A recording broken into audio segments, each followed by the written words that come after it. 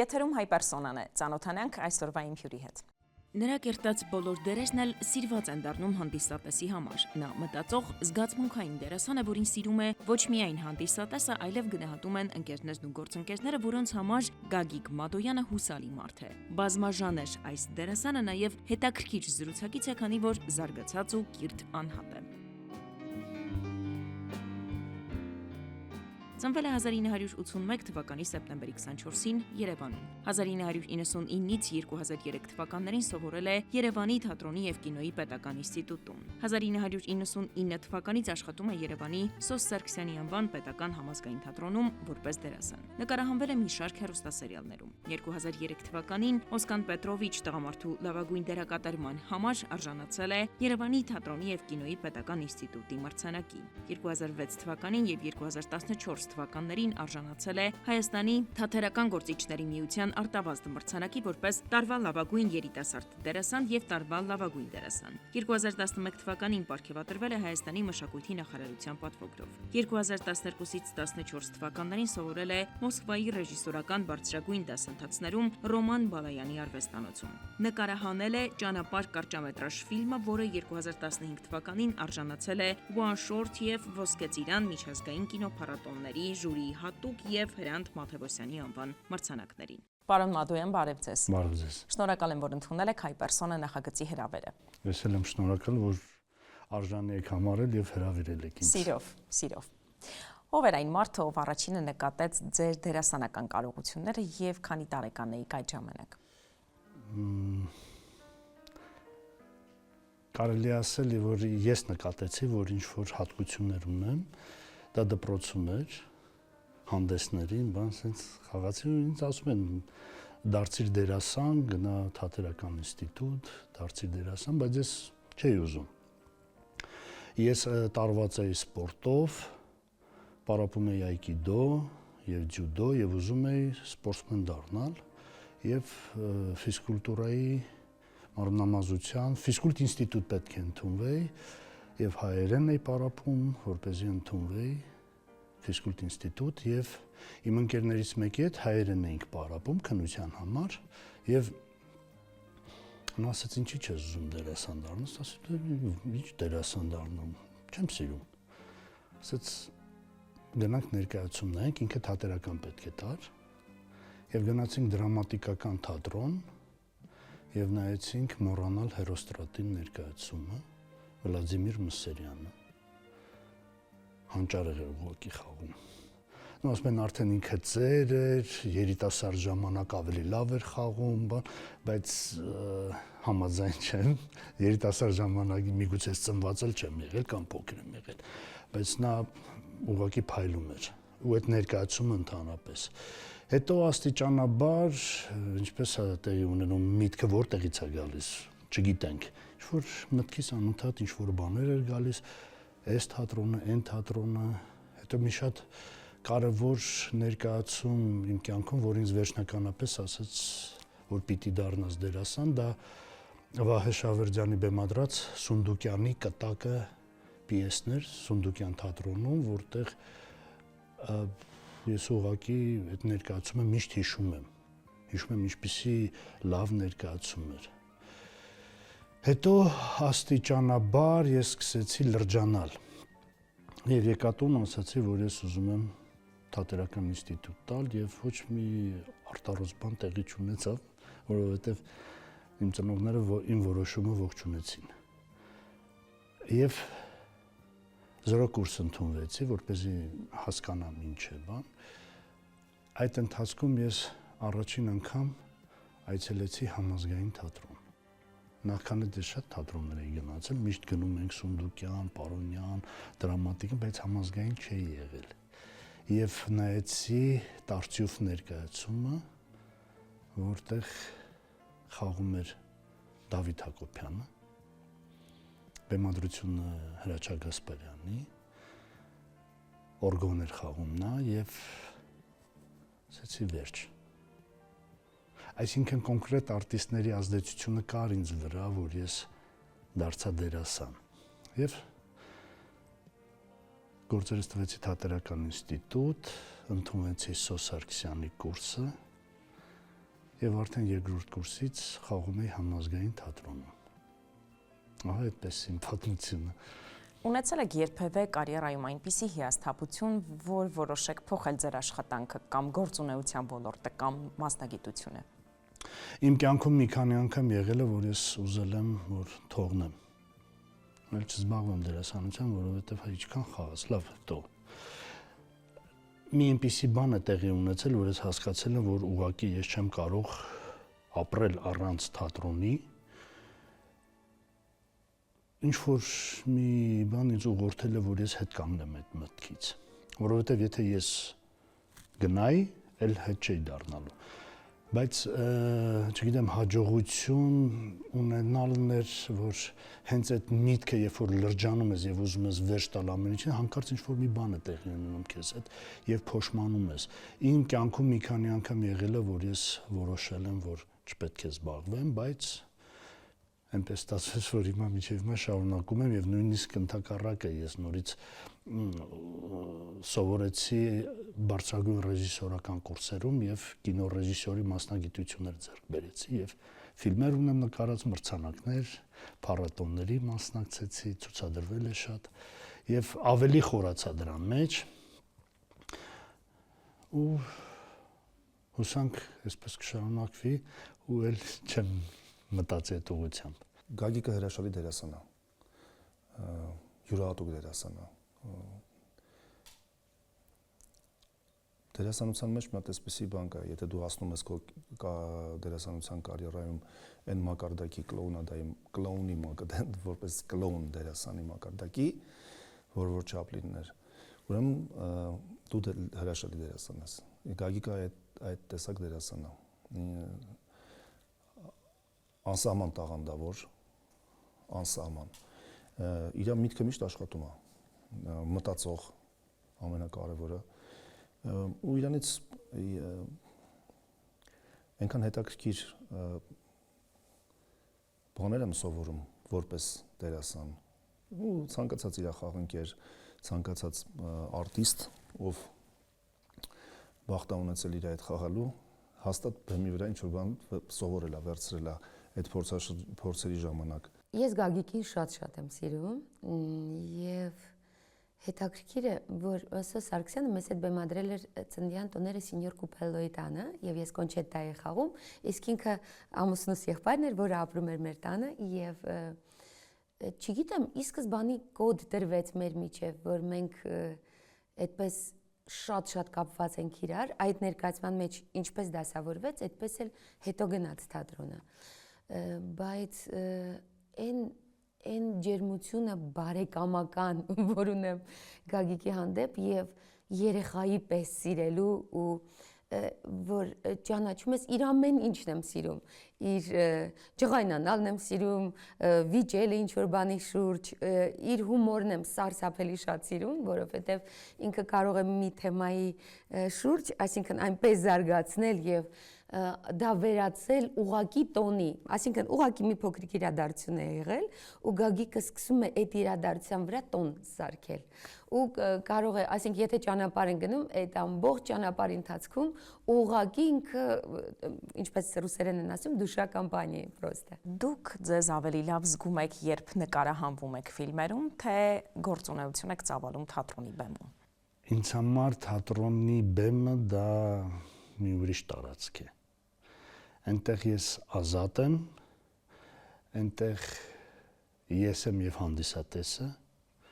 այնտեղ ռիսկը շատ է, կամ քեզ կընդունեն կամ չեն ընդունի։ Փառք Աստծո, որ չի եղել դեպք, որ ինձ չընդունեն, փառք Աստծո, սա անհամեստություն չհամարեք։ Կինոն շատ եմ սիրում,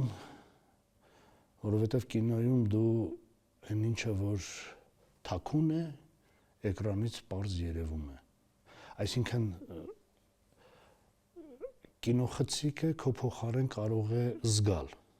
Դու ընդամենը կարող ես թեթև միկրո խաղ է պետք կինոյի համար, որով դու պարտադիր չի որ շատ ծավալվես։ Եվ կամերան քո փոխարեն ամեն ինչ կարող է անել։ Եվ կինոյի հենց այդ գեղեցկությունը նրանում է, որ դու ավելորդ ջանք չես գործադրում։ Իսկ թատրոնում դու էմոցիոնալ ազատություն ես քեզ մոտ, որովհետև վերջին շարքում պետք է բոլորը քեզ տեսնեն, լսեն, քո ասելիքը հասկանան եւ չկա շարժման սահմանափակում։ Եթե իհարկե բեմից դուրս չես գալիս, էլ ոգևորված, չկա սահմանափակում։ Դու ազատ ես քո բեմական տարածքում եւ կարող ես անել շատ բաներ։ Իմ համար ինքը ավելի հրաշալի կինոռեժիսոր է։ Հիմա կասեմ ինչի, որովհետև իր մեջ մի հատ շատ ավելի տաղանդավոր բան կա կինոյի հետ կապված, որ ես դա որպես ընկեր նկատում եմ։ Եվ իր մտքերը, իր, չգիտեմ, այն ծրագրերը, որ ինքը ունի կինոյի հետ կապված։ Որպես կինո դերասան էլ ինքը հրաշալի իր գործունեությունը ծավալել է կինո մեր ոլորտում, մեր կինո ոլորտում, մեր սերիալային հեռուստատեսային ոլորտում եւ բոլոր կարծում եմ թե բոլոր իր նյութերն էլ որ եթեր են գնացել, ստացված են եղել մեկը մյուսից ավելի հրաշալի ու ավելի ռեյտինգային։ Ինչի ասացի կինոռեժիսոր, որովհետեւ ինքը այդ կադրի մեջ դերասանին ավելի լավ է տեսնում։ Իր աչքը այդ տեսակ ծակող աչք ունի եւ վերջերս չէ, այս տարի թե անցած տարի նկարեց մի հատ հրաշալի կարճամետրաժ, ու էլի ունի նկարած ֆիլմեր, կարճամետրաժ, որ չգիտեմ, քանի մրցանակ շահեց, գրեթե մեծամասամբ մասնակցեց բոլոր տարբեր տեսակի փառատոներին, Լեհաստան, չգիտեմ, Վրաստան, Ռուսաստան, այստեղ Ոսկե Ծիրանում իր ֆիլմը շահեց։ Դրա համար ինքը ինչքան թատրոնի մարդ է, այդքան ֆիլմի մարդ է, ինչքան դերասանա թատրոնում, ավելի այդքան դերասանա ֆիլմում, կինոյում, որովհետև ինքը այդ ամեն ինչը, կադրը, գույնը, ձևը, շարժը, նկարը, նկարչությունը ավելի լավ է տեսնում, իր աչքը այդ ամեն ինչը ավելի լավ է ընկալում։ Եվ դե ասեմ, որ նույնպես հրաշալի կինո դերասան է։ Այս հարցին կցանկանամ պատասխանեք որպես ռեժիսոր։ Ինչպես եք վերաբերվում այն քննադատություններին, երբ թատրոնի դերասանը նկարահանվում է նաև սերիալներում։ Ես կարծում եմ, որ դերասանները պետք է նկարահանվեն սերիալում։ Ամբողջ խնդիրը դա է, որ պետք է դերասանները նկարահանվեն։ Պետք է ռեժիսորները նկարահանեն։ Պետք է պրոդյուսերները ունենան բարձր ճաշակ եւ լավ արտադրանք։ Կոմերցիոն գործ չի նշանակում անճաշակ արտադրանք։ Մենք շատ հայտնի սերիալներ գիտենք, որոնց մակարդակը շատ բարձր է, բայց նաեւ կոմերցիոն է։ Այստեղ կարծում եմ դերասանների մեղքը այդքան չկա, որովհետեւ նրանք չեն որոշում ինչ թեմա պետք է լինի եւ ոնց պետք է լինի։ Եվ ոնց պետք է նկարը։ Նրանք գնում են եւ նկարահանվում են։ Եվ կարծում եմ, որ եթե դերասանը չի նկարահանվում, հանգիստ փոխարինող ճարում են։ Իսկ ես կարծում եմ, որ յուրաքանչյուր ոք պետք է անի իր մասնագիտության, պետք է անի իր աշխատանքը։ Յուրաքանչյուր ոք պետք է անի իր աշխատանքը։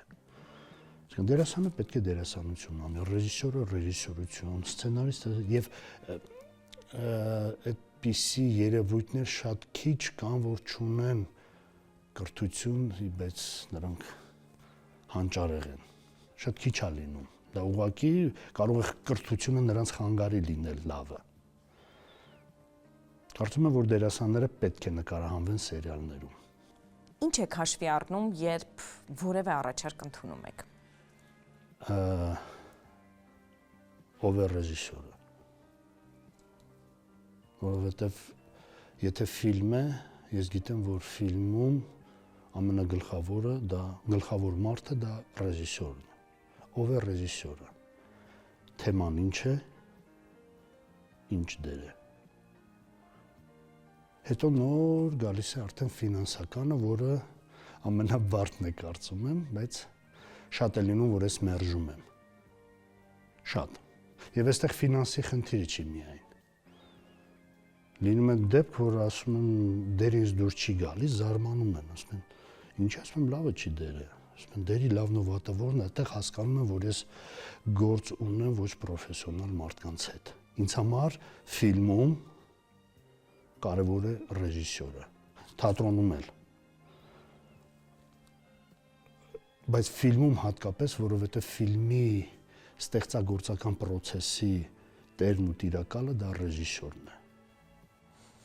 Քանի որ ես ռեժիսոր չեմ եւ որևէ կապ չունեմ թատրոնի համար, հանգիստ կարող եմ ձեզ այդ հարցը տալ։ Ո՞րն է ձեզ համար լավ կամ վատ դերը։ Որտեղ դու չես կարողանում բացվել, ազատություն ձեռք բերել եւ որը չի ունենում ազդեցություն հանդիսատեսի վրա։ Կարող եք կոնկրետ օրինակ բերել, որ դերից եք հրաժարվել։ Կինո եմ հիմնականում ու իմիջիալոց դա այդքան կարևոր չի ով է ռեժիսորը ինչ է, որովհետև եթե դերը ինձ համար լավը չէ, ոչինչ չի կարող ինձ համոզել, որ ես խաղամ։ Հիմնականում կինոյում եմ ես հրաժարվել, օրինակ շատ է լինում, որ ես դիպլոմային աշխատանքներում նկարահանվում եմ։ Ուսանող է գալիս, ասում է իմ դիպլոմային աշխատանքն է, ուզում եմ դուք նկարահանվեք։ Իհարկե անվճար, առանց գումարի։ Կարևոր սկզբունք է ինձ համար, որ լավ սցենար լինի։ Այն նրանից ես չեմ կարող պահանջել, որ դու պետք է հանճարեղ ֆիլմ նկարես, որովհետև դա իր առաջին պրոֆեսիոնալ փորձն է, իր դիպլոմային աշխատանքը, իր կրթությունից ստացած գիտելիքներով նա պետք է փորձի կայանալ, եւ ես պարտավոր եմ օգնել նրան։ Եթե սցենարը հավանեցի, դերը հավանեցի, ես միանշանակ խաղում եմ։ Այդպիսի 2-3 դեպք եղել է, որ ես խաղացել եմ, ու երբ որ ինձ հարցնում են, ասում են, բայց ինչի եք էլի դիպլոմային աշխատանքներում խաղում, ոչ գումար կա, ոչ բան, ասում եմ, Աստված վերևից տեսնում է, որ ես քո դիպլոմայինում խաղում եմ։ Դա իրոք այդպես է, դու միգուցե հենց ինքն է ռեժիսորը, որը կարող է հետագայում մեծ ռեժիսոր դառնալ, դու պետք է օգնես նրան։ Պարտավոր ես։ Եվ իհարկե դերը պետք է լավը լինի։ Իր մանկական դերերն եմ շատ սիրում, որովհետև դրանք ավելի առանձնահատուկ, շատ հետաքրքիր մեկ էլ կարող է դառնա որևէ հեքիաթի, որևէ հերոս։ Մեկ էլ շատ արագ կարող վերափոխվի ռոմանտիկ ինչ որ կերպարի, ինչ որ Դոն Ժուանի, որը ով սիրում է ինչ որ մեկին, մեկ էլ հանկարծ այդ փոփոխությունը կարաս տեսնես իր մեջ։ Բազմաշերտ դերասան է։ Ստեղծագործ դերասանը ամենակարևորը, իր ստեղծագործական միտքը չի ընդհատվում անընդհատ, իր process-ի մեջ է։ Բեմի վրա դու զգում ես, եւ նաեւ դու զգում ես, թե ինքը երբ հոգնեց, որ հոգնում է միանգամից զգում ես, վերջ, այլ ինքը այլևս թեմայի մեջ չի, նյութի մեջ չի։ Որպես դերասան, այն ֆենոմենալ ձիրքը, որ ինքը ունի, որ կարողանա ինչպես կյանքում ասացի, հա, որ փոքր լուցկու հատիկից մեծ ծառ ստեղծել։ Այդ ապշելու է, երբ ինքը այդ տրամադրության մեջ է ու սկսում է, այդ արդեն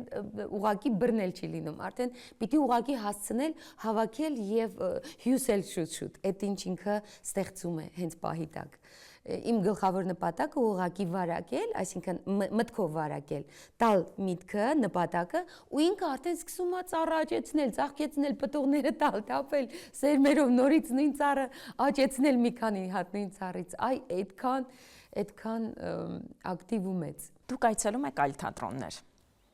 Երբեմն այո։ Այցելում եմ, շատ բարձր եմ գնահատում իմ գոլեգաների աշխատանքը։ Կան ներկայացումներ, որոնք չեմ հավանում, բայց որը որ հավանում եմ, չեմ կարող լռել։ Ուղղակի պետք է բարձր խոսեմ դրա մասին։ Ո՞րն է համազգային թատրոնի առանձնահատկությունը։ Հենց բառը հուշում եմ, մենք կրում ենք մեր վարպետի գեղագիտական ճաշակը։ Մենք համազգային նշանակություն ենք տալիս մեր արվեստին։ Եվ կարծում եմ, որ շատ կարևոր խոսքեր ունի Սոս Արտաշեսվիչը, ես նրա կուրսն եմ ավարտել, եւ նա ասում էր, այս հանրապետությունում ինչ տեղի է ունենում, վերաբերում է ինձ։ Առաջին հերթին մենք համազգային թատրոնի աշխատակիցներս Հայաստանի Հանրապետության քաղաքացի ենք։ Հայաստանի Հանրապետության իրավատեր քաղաքացիներ ենք։ Եվ այո, այս երկրում ինչ տեղի ունենում վերաբերում է ինձ։ Առանց քաղաքականության ինձ վերաբերում է։ Ցանկացած բան, եթե հաջողություն ենք ունենում, ես համարում եմ, որ դա իմն է։ Կարող է ասենք մեր սպորտսմեններից մեկը դառնա աշխարհի չեմպիոն, ես համարում եմ, որ դա իմն է։ Վատն էլ է տեղի ունենում, դա էլ եմ համարում իմը եւ կարծում եմ, որ այսպես պիտի լինի։ Մենք մեր երկիրը պետք է սիրենք մեր զավակների պես, մեր երեխայի պես, պիտի մանավանդ տղամարդիկ իրենց դստեր պես պետք է սիրեն Հայաստանի Հանրապետությունը։ Իսկ դուք ձեր դստերը խորհուրդ կտաք ընտրել թատրոնի աշխարհը։ Նա չի ընտրում, նա էլ չի ուզում։ Նա տեսնում է ինչ ծանր աշխատանք է, նա ուզում էր երգչուհի դառնալ, հետո միտքը փոխեց, բայց ավելի շատ երաժշտական ուղղությամբ է գնում, նա Սայաթ-Նովա դպրոցում է սովորում, Դաշնամուրի բաժին, այնտեղ երգչախմբում երգում է, հաջողություններ ունի, համերգներ է տվել։ Բայց չի ուզում արվեստի հետ, ոնց հասկանում եմ, կարևորը իր սրտով լինի, բայց կարծում եմ, որ երաժշտությունը մեծ ազդեցություն ունի նրա գեղագիտական ճաշակի վրա, որովհետև փոքրուց նա լսում էր դասական երաժշտություն, հետո ժողովրդական սիրեց, ասենք ինքը շատ էր սիրում նաև, ասենք եվրոպական, իմպրեսիոնիստ, այդպես խորացված անընդհատ ինքը լսում էր դասական երաժշտություն, հետո ժողովրդական, հետո տարվեց ջազով, հիմա քանի որ Դաշնամուրի է գնում, նա դասական երաժշտություն է նվագում եւ կարծում եմ, որ չի ուզենա։ Ինչ կասեք հանդիսատեսի կարգապահության եւ էթիկայի փոփոխությունների մասին։ Ես կարծում եմ դրական փոփոխությունները շատ են։ Եղել են շատ ծանր դեպքեր, որ ուղղակի անտանելի է եղել, մոտ 15 տարի առաջ, եթե չեմ սխալվում, այդքան կլիներ, 10 տարի առաջ գցենք, եւ դրանից մի քիչ ավել։ Մի դեպք եղավ, երբ որ մենք խաղում ենք Սոս Սարգսյանի բեմադրած Էդուարդո դե Ֆիլիպոյի ծննդյան տոները Սինյոր Կուպելոյի տանը ներկայացումը եւ դահլիճից մեկը բարձրաձայն խանգարեց ներկայացումը եւ սկսեց խոսել։ Ես ստոպ տվեցի ներկայացումը եւ ասեցի շարունակիր։ Նա չէր սպասում, նա ձայնը կտրեց, ասեցի իսկ հիմա դուրս արի։ Նա դուրս եկավ, շարունակեք։ Մենք շարունակեցինք ներկայացումը, բայց ես հասկացա, որ կարող է շատ վատ բան եմ արել։ Որ չպիտի այդպիսի բան անել, մարդը տոմս է առել, եկել է, դա հիմա խանգարում է հսկիչներ կան։ Եվ Սոս Արտաշեսվիչը կար ավելի շուտվա պատմություն է ուրեմն։ Ու այսպես անցա միջանցքով, որպեսզի տեսնեմ Սոս Արտաշեսվիչի տրամադրությունը ջիջղայնանալիս վրա։ Ասեց արի։ Գնացի ասեց ապրես։ Ասեցի բայց Սոս Արտաշեսվիչ ապրես։ Ասեցի բայց ինչ են այդպես անում։ Գիտեք ինչ ասեց, քո ժողովուրդն է, դիմացիր։ Կարծում եմ, որ աշխատանք պետք է տարվի նաև հանդիսատեսի հետ, նրանց ոչ թե պետք է մեղադրել, այլ պետք է ուղղակի ուղղորդել ճիշտ վարվելաձևը։ Ես հիշում եմ, որ Կարմիր լույսի տակ ոչ ոք չէր կանգնում, բայց հիմա բոլորը սպասում են կանաչ լույս։ Այսինքն դրական փոփոխությունները ակնհայտ են։ Եվ հենց հիմա հիշեցի Չեխովի խոսքերը, որ ասում է ոչ թե Գոգոլին պետք է իջեցնել ժողովրդի մակարդակին, այլ ժողովրդին պետք է բարձրացնել Գոգոլի մակարդակին։ Կարծում եմ թատրոնը ունի այդ ֆունկցիան, որովհետև մենք խաղում ենք գործեր, որոնք գրված են հանճարեղ մարդկանց կողմից։ Ես կարծում եմ, որ ոչ մի թատրոն չի ուզում, գոնե համենայն դեպս չի բեմադրում անտաղանդ հեղինակների։ Բոլորը լավ գործ են ման գալիս ու լավ գործեր են բեմադրում։ Կարծում եմ հանդիսատեսը հիմա շատ ավելի լավն է։ Ինչ կասեք կոչումների մասին, որքանով են դրանք ձեզ համար կարևոր։ Ես կարծում եմ դրանք կարևոր չեն։ Ես օրինակ բերեմ, ասենք, պատկերացնում եք Ռոբերտ Դե Նիրոն լինի մշակույթի վաստակավոր գործիչ Ամերիկայի Միացյալ Նահանգների։ Ես կարծում եմ, որ դա իր ժամանակի համար շատ կարևոր է եղել Սովետական Միությունում, որովհետև դրանով որոշվում էր այդ մարդու տաղանդի եւ հնարավորություններ էր տրվում նրան եւ մարդիկ ձգտում էին ավելի լավը լինել, որպեսզի օգտվեն այն առավելություններից, որոնք, ասենք, ուներ ժողովրդական արտիստը կամ հասահեմ ժողովրդական արտիստը։ Այսօր կարծում եմ, որ դա անիմաստ կոչումներ են։ Իհարկե շատ լավ են արել, որ հանել եմ, որովհետև այնպես չի, որ ես չունեմ, ես չեմ էլ ձգտել ունենալ։ Եվ գոնե հիմա կարելի ասել, որ դա ոչինչ չի տալիս։ Ավելի լավ է դերասանին գնահատեն այլ կերպ։ Հանդիսատես եւ վաստակ։ Հասցնում եք բավարար ժամանակ տրամադրել սիրելի մարդկանց։ Աշխատում եմ տրամադրել։ Ամենայն դեպս դուստրս դժգոհ չի։ Եվ հետ շփվելը նրա համար շատ լավ է, մենք շատ լավ ժամանակ ենք անցկացնում։ Ում գնահատականն է ձեզ համար ամենակարևորը։ Առաջին հերթին ինձ պետք է դուր գա։ Այն ինչը որ ես անում եմ, եթե ես չհավանեցի, անկեղծ ասում եմ, եթե ես չհավանեցի, ով ինչ ուզում է ասի, ես չեմ կարող ընդունել ու ընկալել։ Եթե ինձ դուր չեկավ իմ արածը, իսկ դա լինում է այդպես, որ ինձ դուր չի գալիս, անընդհատ ես փորփրում եմ, անընդհատ լաբորատոր աշխատանք եմ անում, պատճառները գնահատելու, հասկանալու, թե ինչպես կարող եմ ես փոխել այդ ամեն ինչը, որպեսզի լավ լինի։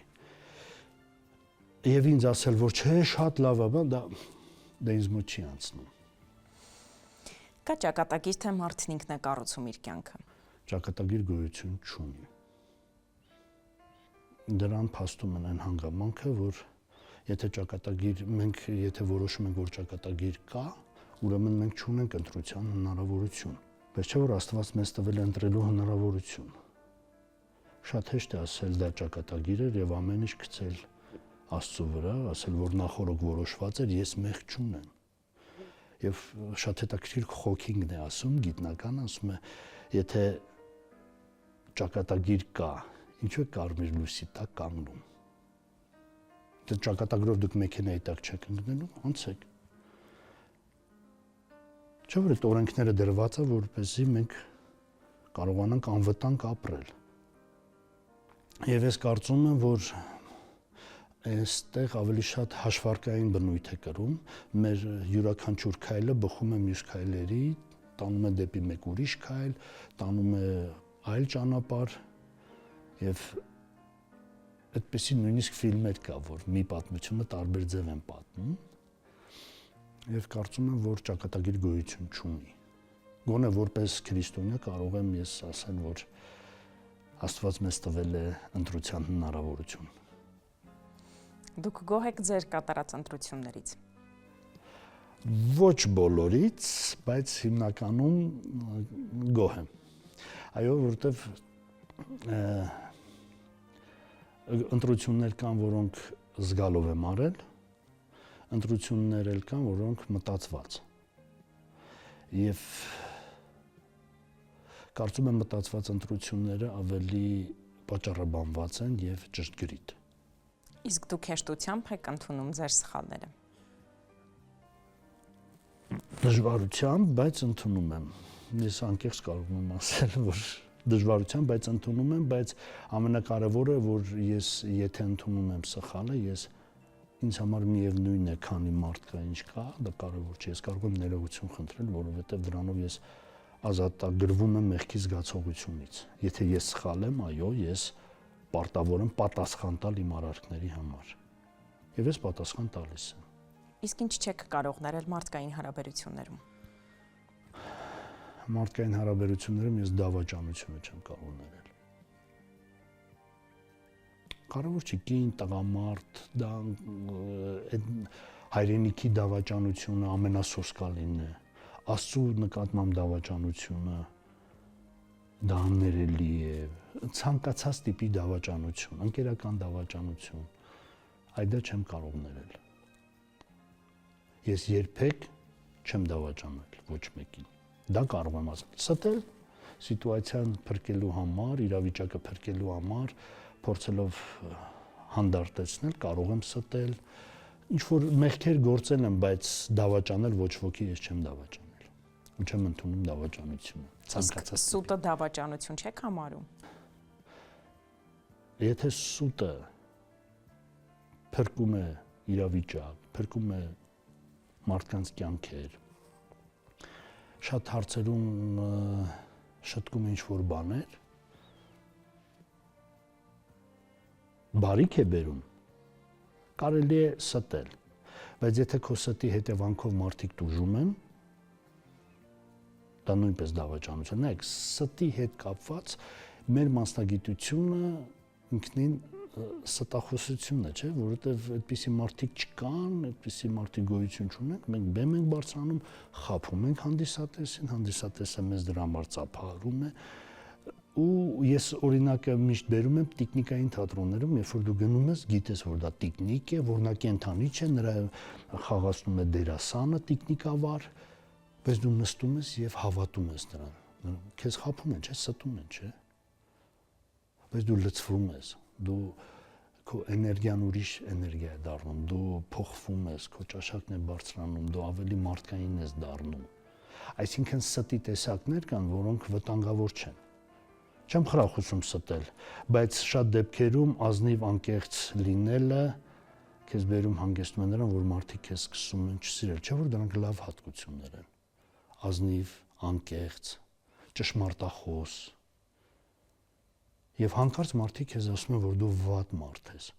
Ես ասում եմ, ես այս հատկությունները ունեմ, ինչի եմ վատ մարդ։ Բարդ է։ Ով է ձեր լավագույն ընկերը։ Ես մի քանի ընկերներ ունեմ։ Նախ Գյոթեի ասույթներից մեկը ասում է, եթե ուզում ես լավ ընկեր լինել կամ լավ ընկեր ունենալ, նախ դու ինքդ քեզ եղիր ընկեր։ Մի քանի հոգի ես ունեմ, որոնց անվերապահ վստահում եմ եւ որոնք իմ թերությունները ընդունում են, դա գիտեք ինչ լավ բան է, որ քո ընկերները քո թերությունները ընդունում են եւ դա երջանկություն է, որ գլուխ չեն դնում իմ հետ, ես էլ իրենց։ Ու այդ ընկերությունը այնքան հին ընկերություն է, որ մենք արդեն մեզ դուր է գալիս մեր թերությունները։ Էլ չենք նայում լավ տղա է, բարի մարդ է, ընկեր է, լավ ընկեր, այլ ասում են, ինչ խայսատում, բայց լավն է։ Այսինքն իրենց մեր թերությունները հաճելի է արդեն մեզ։ Մենք իրար հետ ենք մեծացել, մենք իրար հետ հենց ամենասկզբից, հենց մեր առաջի ընկերության օրվանից, մինչև այս պահը մենք մենակ իրար դրական ու միայն դրական լիցքեր ենք տվել։ Մեր ընկերությունը լավ ընկերություն է, շատ լավ ընկերություն է, իր թերություններով, իր խնդիրներով, իր թատերական կրքերով, բուրըն ստեղծագործական գործունեություններով հանդերձ։ Ինքը հրաշալի ընկեր է, ինքը շատ լավ մարդ է, եզակի մարդ է, հայ մարդ է ամենակարևորը, թատրոն սիրող մարդ է, իսկ թատրոն սիրող մարդը այդ լավ որակներից մեկն է մարդու դրսևորումների։ Ինքը իմ համար ընտանիք է, Գագոն նաև։ Ձեր ընկերներից մեկը նշած, որ դուք բավականին բռնկուն բնավորություն ունեք, ինչ կարող եք անել զայրույթի պահին։ Ցասման պահին փորձում եմ տիրապետել ինձ, բայց ասում են չեք տիրապետում։ Ոչ բոլոր դեպքերում։ Ոչ բոլոր դեպքերում ես այո բռնկուն եմ, որովհետև երբ որ ես տեսնում եմ, որ շատ հարցերում կարող են վնասել, դա իմ օրգանիզմի, դա իմ իմունիտետի պաշտպանությունն է, իմ մարմնի պաշտպանությունը, որ ինքը միանգամից նախահարցակ է լինում, որպեսզի կանխի հետագա ընթացքը։ Եվ առանձնապես ես հույսեր չեմ դնում նրա վրա, որ պետք է զիջեն։ Չէ։ Բռնկման պահին, Ես ասեցի իմ թերությունների իմ ընկերները եթե ընդունում են, ես շնորհակալ եմ։ Բռնկման պահին ես պարտադիր չի իրենք զիջեն, որովհետև ես ավելի լավ է այդ րոպեին խոսեմ, իրենք էլ խոսեն եւ մենք հասկանանք ինչ ենք մտածում, քան լռենք բոլորս, ենթադրություններ անենք եւ որոշենք, որ այլևս իրար հետ չենք շփվելու։ Ես իրան նման մարդ շատ քիչ եմ հանդիպել իմ կյանքում ու երևի ամենակարևոր մեզ պահող բաներից մեկն էլ հենց դա է, որ այս տեսակ մարդիկ շատ չկան։ Շատ բարի, անսահման բարի ու տաղանդավոր, միևնույն ժամանակ անսահման կռվարար, բռնկվող, բռնկում բնավորություն ունի, արագ ինչ որ բաներ իր մտքում մտածում է, գալիս է ինչ-որ եզրակացության եւ կարևոր չի, միանգամից սկսում, այսինքն բռնկվող է, դերասանին հարիր բնավորություն է դա։ Կուզեմ, որ երջանիկ լինի, կուզեմ, որ իսկապես ինչպես ինքը հետաքրքիր է, որ իր կյանքը որոշել է, ինչպես է լինելու, երբ է ամուսնանալու, երբ է մահանալու, նույնիսկ գիտի թե որ խոր ծերության որ տարիքում է մահանալու, ուզում եմ այն ճանապարհը, որ ինքը գիտի իր մասին եւ սիրուն է այդ իմացածը, ուզում եմ, որ հենց այդպես է լինի, որ երբ որոշել է այդ մյուս ամուսնությունը, այդ անի, որ այն երջանկությունը, որը ինքը ապրում է իր երեխայով, իր ստեղծածով, իր ֆիլմերով, այդ ամբողջը իսկապես վայելի, պտուղները քաղի ու երջանիկ լինի մեզ հետ եւ մեզնից դուրս էլ։ Ես իրան վերջապես մաղթում եմ, որ այս տարի ինքը նկարի իր լիամետրաժ Պալնասենի ֆիլմը։ Ես ուզում եմ, որ ինքը հենց այդտեղ հաջողի ու ես իրան մենակ մաղթում եմ, որ այս կյանքում ինչ ուզում է թող տեղի ունենա իր այդ։ Ցանկանում եմ ստեղծագործական լիքը բեղմնավոր աշխատանք, ուզում եմ ինչ որ ինքն է իրան ցանկանում ու ես այն ինչ որ իրան եմ ցանկանում, իրան եմ ասում։ Ինչ բաղադրիչներ ունի երջանկությունը։ Երջանկությունը նախ պետք է հասկանանք ինչ է երջանկությունը։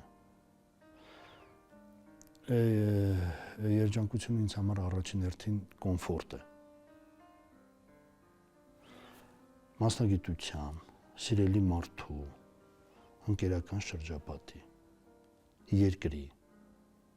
Ինձ համար երջանկությունը ինձ թվում էր թե շատ բան հասկանալը երջանկություն կլինի, որտեղ խելացի մարդ լինելը երջանիկ լինի, բայց դա շատ դաժան բան է։ Ես միշտ ասում եմ, որ հիմարները խելացիներից մի առավելություն ունեն։ Նրանք կարող են դառնալ խելացի։ Իսկ մենք չենք կարող դառնալ անխելք, ցավոք սրտի, մենք չենք կարող ջնջել այդ ամեն ինչը։ Հետևաբար խելացի մարդը ձեռք է բերում ազատություն, բայց դժբախտ է, որովհետև շատ բան հասկանում է։ Ես կարծում եմ, որ երջանկությունը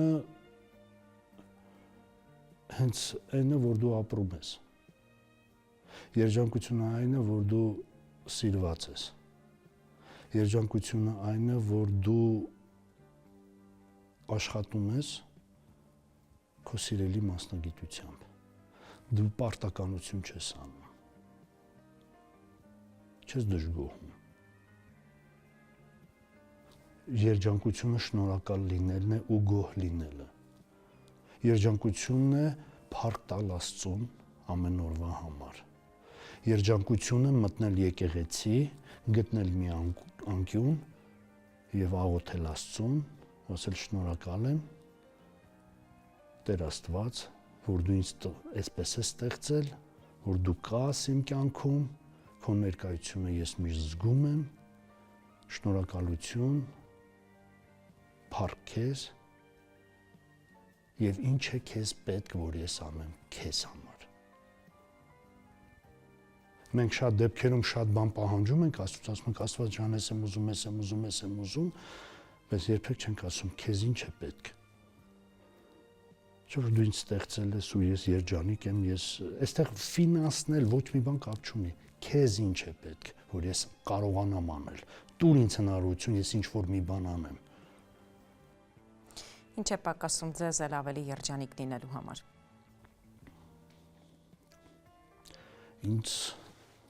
Ես կարծում եմ ավելի երջանիկ լինելու համար ինձ շատ կարևոր մարդ է պակասում։ Այն մարդու համար, որ կուզենայի շարունակել ապրել։ Ես իհարկե ապրում եմ, բայց կարծում եմ, որ երջանկությունը գտնել մեկին, որ երկուսով կարող եք չհավանել ինչ-որ բան։ Շատ հեշտ է, որ երկուսով հավանում եք ինչ-որ բան։ Բայց շատ դժվար է, երբ որ երկուսով չեք հավանում ինչ-որ բան, համախոհներ եք եւ ասում եք ինձ դուր չի գալի, ինձ է դուր չի գալիս։ Դա գիտեք, շատ լավ բան է։ Կարծում եմ, որ տղամարդուն պետք է հասկանան, իսկ կնոջը պետք է սիրեն։ Որտեղ տղամարդը ինչ որ ստեղծել է, այս աշխարհը տղամարդկանց աշխարհը, տղամարդիկ ստեղծել են ամեն ինչ զուտ նրա համար, որ կան կին ասի ապրես։ Մենք այդպեսին ենք։ Իսկ կնոջը պետք է սիրել, կնոջը հասկանալ պետք չի։ Կինը միշտ մտածում է։ Իսկ տղամարդը հավատացնում եմ ձեզ կապահ, որը անջատվում է։ Ինչի համար եք ափսոսում։ Իմ կյանքում սխալներ արել եմ, բայց չեմ ափսոսում։ Ոչ մի բանի համար չեմ ափսոսում, բայց սխալներ արել եմ շատ։ Եվ այդ սխալներն է պատճառը, որ ես կատարելագործվել եմ։ Որովհետև առանց սխալի ես չէի իմանա, որ դա սխալ է եւ չէի փոխի իմ ուղղությունը։ Հետևաբար ես կարծում եմ, որ ափսոսելու ոչինչ չունեմ, ես սխալներ գործածում եմ, որը կարծում եմ ելի եմ գործում, դա ինձ համար դաս է լինում, գնահատում եմ, որ դա սխալ էր, եթե ինչ-որ մեկին պետք է ներողություն խնդրեմ դրա համար խնդրում եմ եւ գնում եմ առաջ։ Շնորհակալ եմ, պարոն Մադոյան, ձեզ հետ շատ հաճելի էր զրուցել։ Նմանապես շնորհակալ եմ հրավերքի համար։ Սիրով։ Ձեզ հետ հայ պերսոնան էր, կհանդիպենք։